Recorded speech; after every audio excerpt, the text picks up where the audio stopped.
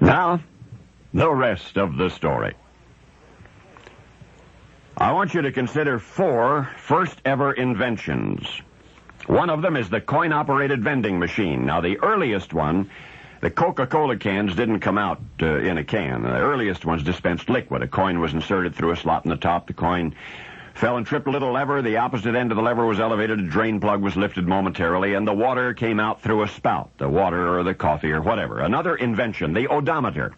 Now, this original distance meter was comprised of a wheel and worm gears encased in a box. The operation of the mechanism, engineers say, was part of the mechanical tradition that produced the modern computer. Now, the remote-controlled door opener for your garage door?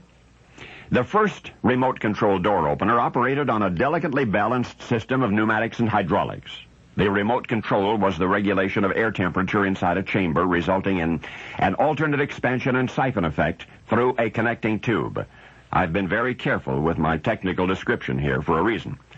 Now, another invention, the steam turbine. The first ever was a hollow sphere rotated by steam escaping through a pair of jets.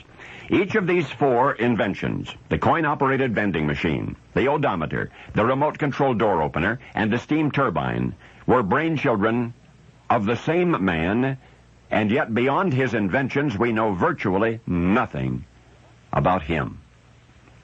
One inventor has given us more than most. He invented, as I say, the steam engine. He was the first, as far as we know, to devise a remote-controlled door opener. His odometer was not only the first of those, but it set the stage for modern computers, and he was father of the coin-operated vending machine. Now, why in the world is nothing, or at least virtually nothing, known of his life? I can tell you he was a mathematician, he was a physicist, he was an engineer.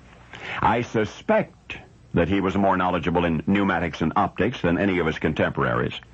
We do know, for example, that he developed a system of interchangeable components. He was a prolific writer, so we know a great deal about his inventions, but the problem is he never wrote about himself.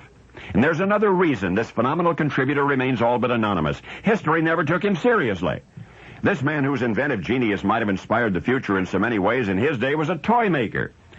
All but a few of his forgotten inventions were toys, objects for the education and amusement of children. Liquid dispenser, distance meter, miniature door opener, steam engine. They all began as toys. This brilliant fellow also created a number of automatons, singing mechanical birds, things like that. Yet because his purpose was unglorious, because he was making toys, his contemporaries just smiled and soon forgot. Generations came and went. His inventions, others would reinvent. Only one of his toys has survived virtually intact, that little rotating sphere with 2 steam jets on either side. He not only had unknowingly invented a steam engine, but unwittingly, almost precisely, he had invented the modern lawn sprinkler. Now, James Watt, say the history books, invented the steam engine, and Eli Whitney, the system of interchangeable mechanical parts. That's not so. Now you know better, because we just looked back upon a wealth of wonder world ignored.